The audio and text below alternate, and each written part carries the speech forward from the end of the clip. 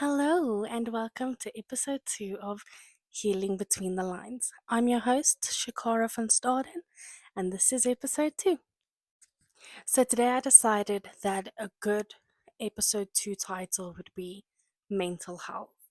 So, obviously, if you watched episode 1, you know that my channel goes all about mental health, trauma, and infertility. So, yesterday I touched base on GBV, which was my trauma. Today I thought we would touch base on mental health. So, this month I challenged myself to do 30 days of a mental health walk. Obviously, I started late. Today was day 1 because I was hospitalized um, for the first week of November, which was so sucky. So, this is day 1 of my mental health walk. You can find the video on my TikTok page just as an example of what to do on your mental health walk. So, let's talk about my mental health. I was diagnosed with bipolar when I was 15, and that was the beginning of my mental health journey. Obviously, from 14 to 17, it did not go well, as you can judge off of the video from yesterday. When I turned 17, I thought things were going to go much better. Started dating a guy I wasn't supposed to, and went through a mental health crisis from the ages of 18 to 21. So, right now, I am 23 years old, and I still see a therapist every 2 weeks due to my mental health challenges. So, things I've been diagnosed with is anxiety, depression, BPD, which is borderline personality disorder, and bipolar syndrome. So, I thought it would be a good idea to explain what BPD is and bipolar syndrome is, but I don't think I'm clued up enough about it. So, I took a few screenshots and we'll put it over here to explain BPD as well as bipolar. What I am going to tell you about is some of the challenges I face with having both BPD and bipolar. So, I'm going to start off with the one I was diagnosed with first, which was bipolar. So, for me, a very hard challenge I had to face because with bipolar, you can't really regulate or identify emotions. I'm not speaking about everyone, I'm just speaking about myself in the situation. And one of the hardest things I had to face was try to identify my emotion before I act out on my emotion. So basically, when I get angry, I get 10 times more angry than what a normal person would. And when I get sad, I hit such a low that I cannot function. I cannot get out of bed. I cannot get out of the room. I cannot wake up in the mornings. It's just an all time low. Now, some of the challenges I've had to face with bipolar is you're obviously older, you're working, you're going to school, you're in a relationship, and one thing I knew about my bipolar is that I struggled to talk to people unless it was my therapist. So I wouldn't speak to anyone about anything I was going through unless it was my paid therapist. And life happens. Sometimes she had to cancel, sometimes I had to cancel. So sometimes it would go 4 or 5 weeks without me seeing my therapist, which is not a good thing for me. So, one thing I struggle with is anger. I get very angry very quickly over the simplest little things. My one work colleague will see my boss into an email. I would get so angry that I didn't speak to her for 2 or 3 days. My husband will drop a glass. I would get extremely angry. I would get a text from my best friend, hey, and she wouldn't put her heart in. I would get immediately to the point where I'm like, okay, she doesn't want to talk to me. I'm not going to talk to her. And that is something I had to deal with for very long and work through. Now, 90% of therapists would say to you, count to 10. That stuff never ever worked for me. Never did.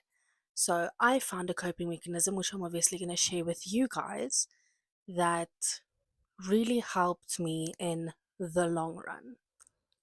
So my number one thing, which my husband actually introduced me to, my number one coping mechanism was journaling. I remember one Valentine's Day, he gave me a big A4 matte navy blue journal, and I used to journal every day. in that book. I know there's a lot of apps that help with that, but that just never worked for me. I had to physically write it down, and that's when I finally could identify my feelings and actually talk about my feelings. So that was number one, was journaling. Number two, which I hate to admit because my mom said I needed to do this and I was always against it, was walking. Um, I don't do walking to lose weight. I don't do walking to run away from my problems or anything like that. I walk for the simple thing of it is, let's say, half an hour to 45 minutes that I am completely away from reality. We live on a farm here, and I walk in between trees, I walk in between cows, I walk in between horses. And that is so therapeutic to me to just be able to, after a work day, drive home, put on my tackies, and just go for a walk. Especially on days that were extremely, extremely hard mentally and physically, because I do work in a very high pressure job, that walking was my number one thing to do. Obviously, from journaling and starting to identify my emotions, which I only started doing about 4 years after being diagnosed, I felt more free and more calm to be able to talk to other people. Now, I have unfortunately not met anyone that has the same diagnosis as I do, but this is why I created Healing in Between the Lines. It was something that was very important to me to know that I'm not alone and that you guys are not alone. A lot of society will say mental health is excuses, and then you get a part of society that is so supportive over mental health. Unfortunately, in South Africa, not everyone is supportive, and a lot of people see it as an excuse or you are making it up. Now, one thing I do know is that no matter what mental illness you have, whether it be anxiety, um, depression, panic attacks, bipolar, BPD, whatever you've got, that is not something that is supposed to be holding you back. I let BPD and bipolar hold me back for so long. I wasn't willing to do the podcast because I was too scared to talk to people. I wasn't willing to speak to my friends, which cut off a lot of my friendships. I wasn't able to um, work and function on a day to day without feeling pew pew thoughts, if I could put it in that way. Not pew pew other people, but pew pew self inflicted. Um, and for a very long time, like I said, about 4 years, that was my life every single morning. So I'm going to be completely transparent. I tried to self harm twice where I over medicated and I ended up being rushed to hospital. And I remember that it's one specific time I almost didn't make it. And that was scary because you don't actually want to leave the earth. Well, I didn't. I'm not speaking on everyone's behalf, but I know I didn't actually want to leave. I just wanted something, or I wanted the hurt to stop hurting. And this is why healing between the lines is such a big thing for me. It's because I can come talk to a camera and you guys can listen.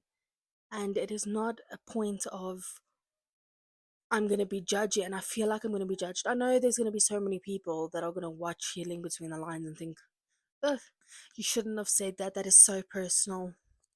I don't care. Mental health is something that society either downgrades or just doesn't care about, which I feel is such a bad thing. Because a statistic showed the other day, I think it was 62% of 10 people in a room has some sort of mental illness.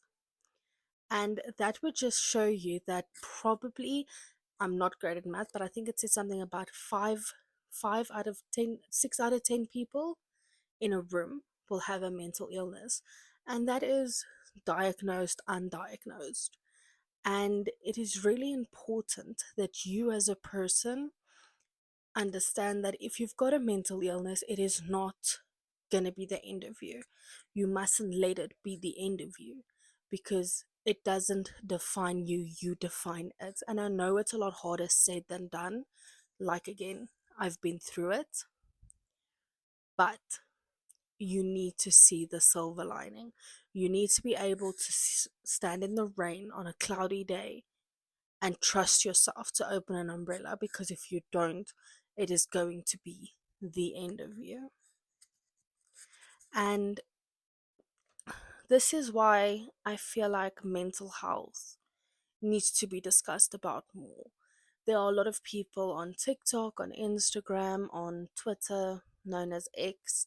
There are so many people that are struggling with mental health and are too scared to come out of it, or to come out and say, listen, I'm struggling, that they do end up leaving on a permanent basis, and they do end up saying goodbye, or they do end up hurting themselves to the point where hurting themselves doesn't even help anymore.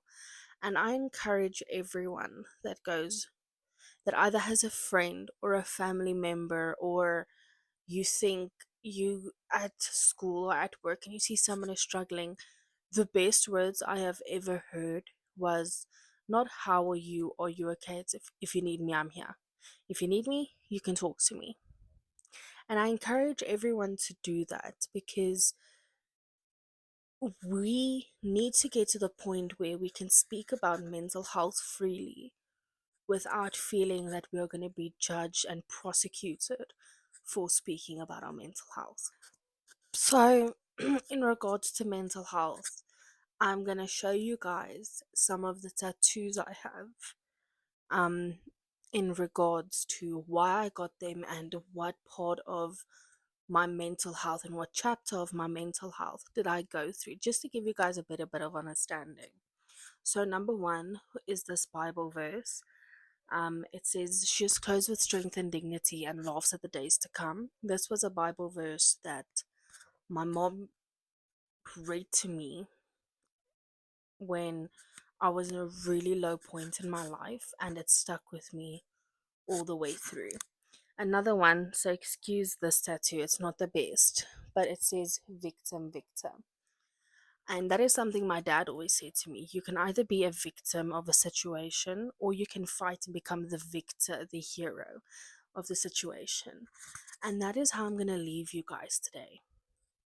Through every battle you are facing, through every mental health crisis, through toxic work environment, to toxic relationships, to just toxic being to yourself, you can either be the victim or the victor of that situation. And no one else can do that for you but support you through the journey. You need to decide, are you going to climb out of your hole, or are you going to stay there and wait until someone throws in the rope? And that concludes episode 2. I hope you guys enjoyed this. Please like and subscribe. And if you guys would like to send me your stories, here is my email address. Until the next episode. Bye.